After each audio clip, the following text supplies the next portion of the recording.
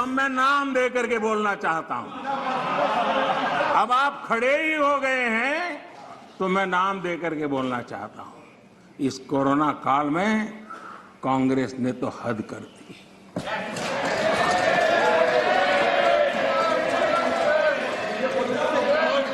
पहली लहर के दौरान मौका दूंगा आपको, प्लीज।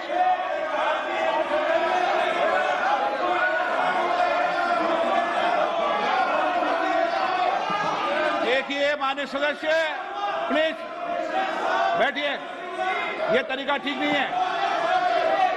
आपको मैंने पर्याप्त, प्लीज बैठिए, please please please please please.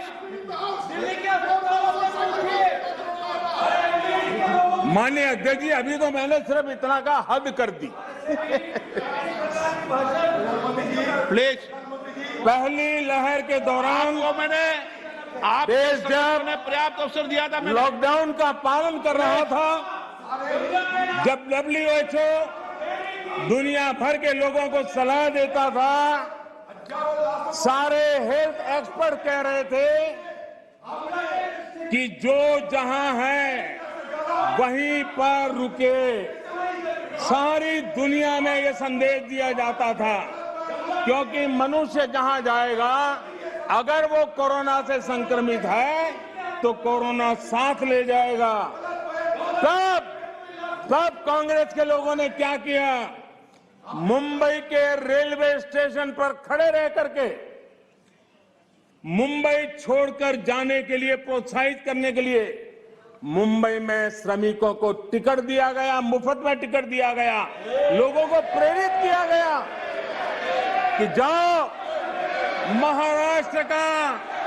Maharashtra में हमारे पर जो बोझ है वो जरा कम हो, और जाओ तुम उत्तर प्रदेश के हो, तुम बिहार के हो, जाओ वहां कोरोना फैलाओ।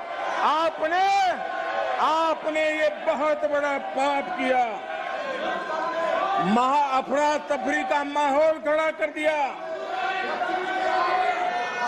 आपने हमारे श्रमिक भाइयों बहनों को अनेक परेशानियों में धकेल दिया।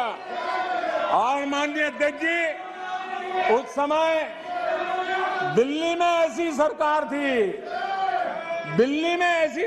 थी जो है, उस सरकार ने तो जीप पर माइक बांध करके दिल्ली की झुग्गी झोपड़ी में गाड़ी घुमा करके लोगों को कहा संकट बड़ा है, भागो, गांव जाओ, घर जाओ, और दिल्ली से जाने के लिए बसें दी, आधे रास्ते छोड़ दिया और श्रमिकों को लिए अनेक मुसीबतें पैदा की।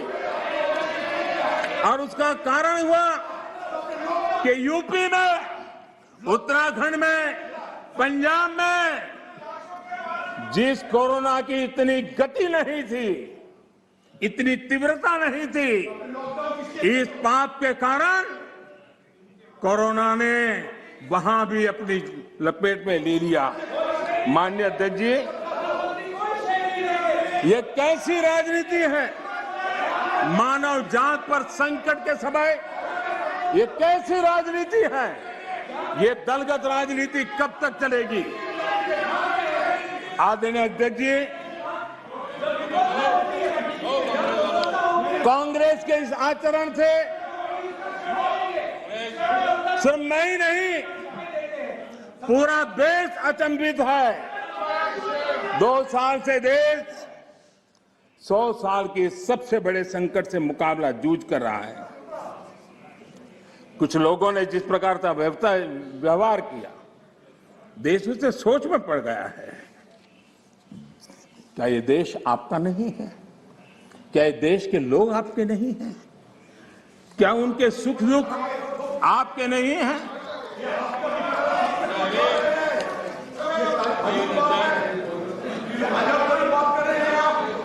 इतनी बड़ी संकट आया, कई राजनीतिक दल के नेता जरा आत्मनिरीक्षण करें। कितने राजनीतिक दल के नेता जो जनता के माने हुए नेता अपने आप को मानते हैं, उन्होंने लोगों को रिक्वेस्ट की हो, अपील की हो, भाई कोरोना का एक ऐसा संकट है, वैश्विक महामारी है, आप मास्क पहनो, हाथ धोना रखो, 2 गज की दूरी रखो। कितने नेता हैं, क्या ये बार बार देश की जनता को अगर कहते तो उसमें कोई बीजेपी की सरकार को क्या फायदा होने वाला था, मोदी को क्या फायदा होने वाला था। लेकिन इतने बड़े संकट में भी इतना सा पवित्र काम करने से भी चूक गए। इसलिए माननीय अध्यक्ष जी, कुछ लोग हैं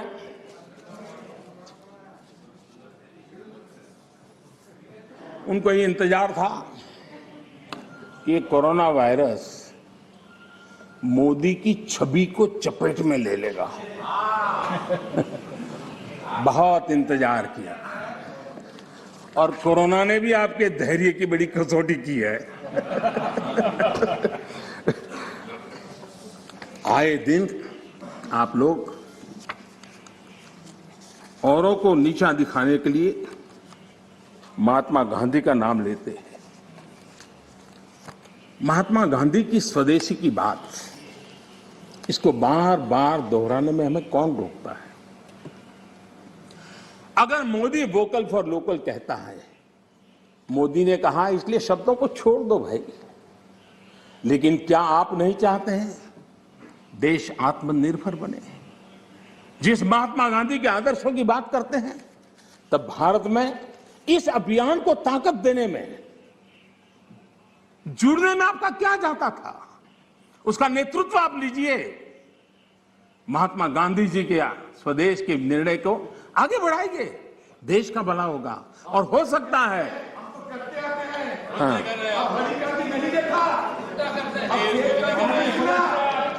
आप महात्मा गांधी के सपनों को सच होते देखना नहीं चाहते। माननीय अध्यक्ष जी, आज पूरी दुनिया योग के लिए, एक प्रकार से कोरोना में तो योग ने दुनिया भर में जगह बना ली। दुनिया भर में कौन हिंदुस्तानी होगा जिसको योग के लिए गर्व ना हो। आपने उसका भी मजाक उड़ाया, उसका भी विरोध किया। अच्छा होता आप लोगों को कहते भाई संकट में घर में है, ये योगा कीजिए, आपको फायदा होगा। क्या नुकसान था। फिट इंडिया मूवमेंट चले, देश का नौजवान सशक्त हो, सामर्थ्यवान हो। आपको मोदी से विरोध हो सकता है। फिट इंडिया मूवमेंट, आपके राजनीतिक दलों के छोटे छोटे युवा मंच होते हैं। अगर हम सब ने मिलकर के अगर इस फिट इंडिया के द्वारा देश की युवा शक्ति को इस सामर्थ्य की तरफ आगे बढ़ने के लिए कहते, लेकिन उसका भी विरोध, उसका भी उपहास, यानी क्या हो गया है आपको मुझे समझ नहीं आ रहा है। और इसलिए मैं आज इसलिए कहता हूं आपको ध्यान में आए कि आप कहां खड़े हैं जी। और मैंने इतिहास बताया, 60 साल के लेकर 15 साल तक पूरा कालखंड, इतने राज्य, कोई आपको घुसने नहीं दे रहा है। माननीय अध्यक्ष जी, कभी कभी मैं ये विशेष बहुत प्यार से कह रहा हूं, नाराज मत हो जाना।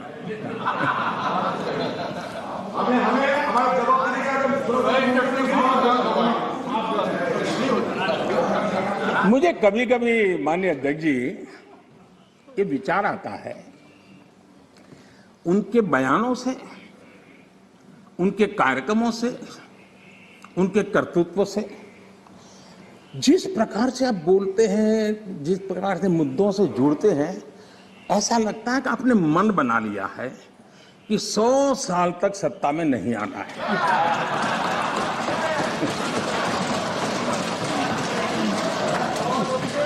कोई ऐसा नहीं करता जी। थोड़ी सी भी आशा होती, थोड़ा सा भी लगता है हाँ यार देश की जनता फिर से फुलहार करेगी, तो ऐसा नहीं करते जी। और इसलिए खैर अब आपने ही तय कर लिया है 100 साल के लिए, तो फिर मैंने भी तैयारी कर ली है।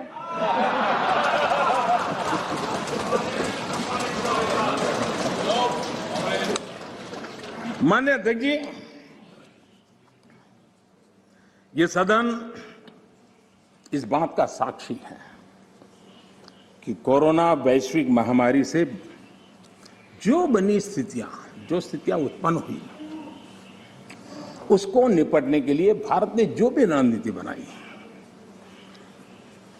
उसको लेकर के डे वन से क्या क्या नहीं कहा गया, किस किसने क्या बोला, आज वो खुद देखेंगे तो उनको हैरानी हो जाएगी, ऐसा कैसे बुलवा लिया, किसने बुलवा लिया, पता नहीं क्या बोल दिए हम लोग। दुनिया के और लोगों से बड़ी बड़ी कॉन्फ्रेंस कर गए, ऐसी बातें बुलवाई गई ताकि पूरे विश्व में भारत बदनाम हो। खुद को टिके रहने के लिए आर्थिक आयोजन को भारत कैसे चल रहा है, माय गॉड, क्या कुछ कहा गया, बड़े बड़े पंडितों ने क्या क्या कहा, पूरी आपकी इकोसिस्टम लग गई थी। हम जो भी समझते थे, भगवान ने जो समझ दी थी, लेकिन समझ से ज्यादा समर्पण बहुत बड़ा था जी। और जहां समझ से समर्पण ज्यादा होता है, वहां देश और दुनिया को अर्पण करने की ताकत भी होती है, और वो हमने करके दिखाया है। और जिस रास्ते पर हम चले, आज विश्व के अर्थ जगत के सभी ज्ञाता इस बात को मानते हैं कि भारत ने जिस आर्थिक नीतियों को लेकर इस कोरोना कालखंड में अपने आप को आगे बढ़ाया, वो अपने आप में एक उदाहरणीय है। और अनुभव भी हम करते हैं, हमने देखा है।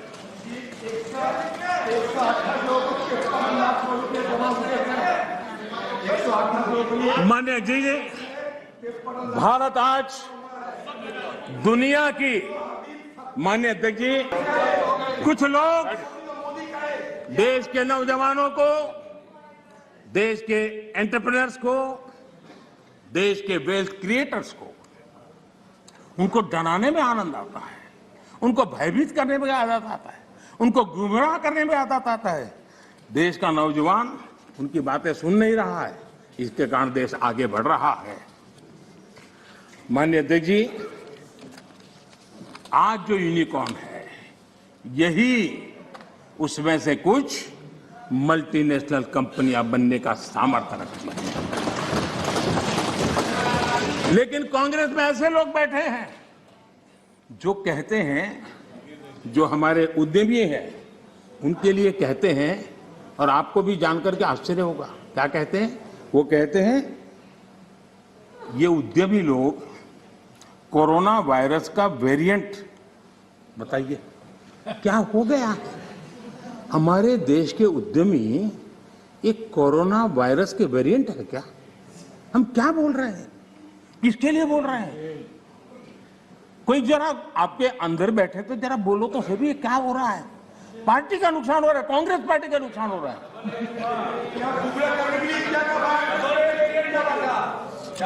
माननीय अध्यक्ष जी, जो इतिहास के जो लोग इतिहास से सबक नहीं लेते हैं, वो इतिहास में खो जाते हैं। माननीय अध्यक्ष जी, ये मैं इसलिए कह रहा हूं, जरा 60 से 80 का दायका, 60 से 80 का दायका, उनके सभी प्रमुख लोग उसमें आ जाते हैं जो देश का नेतृत्व करते थे, उस कालखंड की बात कर रहा हूं। 60 से 80 के दशक में क्या नैरेटिव होता था? कांग्रेस के ही सत्ता साथी, कांग्रेस के साथ रहकर के सुख भोगने वाले लोग, ये वही लोग पंडित नेहरू जी की सरकार को और श्रीमती इंदिरा गांधी जी की सरकार को क्या कहते थे? ये तो टाटा बिरला की सरकार है, इस सरकार को तो टाटा बिरला चला रहे हैं। 60 से 80 दशक तक यही बातें बोली जाती थी, नेहरू जी के लिए बोली जाती थी, इंदिरा जी के लिए बोली जाती थी, और आपने उनके साथ भागीदारी की सत्ता में, लेकिन उनकी आदतें भी ले ली, आप भी उसी भाषा को बोल रहे हो। मैं देख रहा हूं आप इतने नीचे गए हो, इतने नीचे गए हो। हां, मुझे लगता है कि आज पंचिंग बैग बदल गया है, लेकिन आपकी आदत नहीं बदली है। मुझे विश्वास है यही लोग सदन में कहने की हिम्मत करते थे, बाहर तो बोलते ही थे, जहां मौका मिले चुप नहीं रहते थे। वो कहते हैं मेक इन इंडिया हो ही नहीं सकता है। बताओ, इसमें आनंद आ रहा है? कोई ऐसा हिंदुस्तान के लिए सोच सकता है क्या कि मेक इन इंडिया हो ही नहीं सकता? अरे भाई, आपको तकलीफ होगी, हम आकर के करेंगे, ठीक है, ऐसा बोलो, लेकिन देश को क्यों गाली देते हो जी? देश के खिलाफ क्यों बोलते हो? मेक इन इंडिया हो नहीं सकता है। मेक इन इंडिया का मजाक उड़ाया गया और आज देश की युवा शक्ति ने, देश के एंटरप्रेन्योर ने करके दिखाया है। आप मजाक के विषय बन गए हो।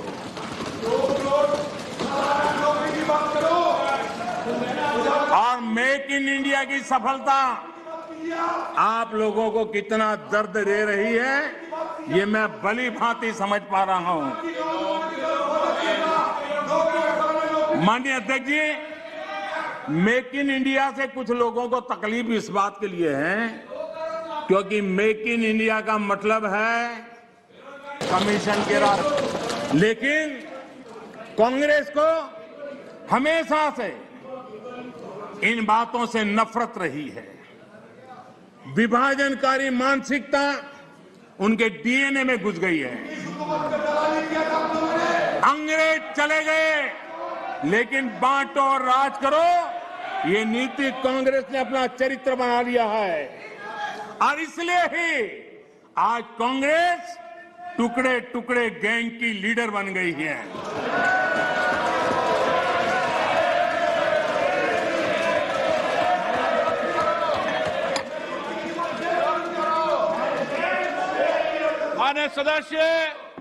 माननीय सदस्य प्लीज, मैंने सभी माननीय सदस्यों को पर्याप्त समय, पर्याप्त अवसर दिया था। जब सदन के नेता बोल रहे हैं ये अपराधिक आचरण आपका ठीक नहीं है, ये सदन की गरिमा नहीं है। जो लोकतंत्र की प्रक्रिया से हमें रोक नहीं पा रहे हैं, वो यहां अनुशासनहीनता करके हमें रोकने की कोशिश कर रहे हैं, लेकिन इसमें भी विफलता मिलेगी, इसमें भी विफलता मिलेगी। माननीय अध्यक्ष महोदय, कांग्रेस पार्टी का सत्ता में आने की इच्छा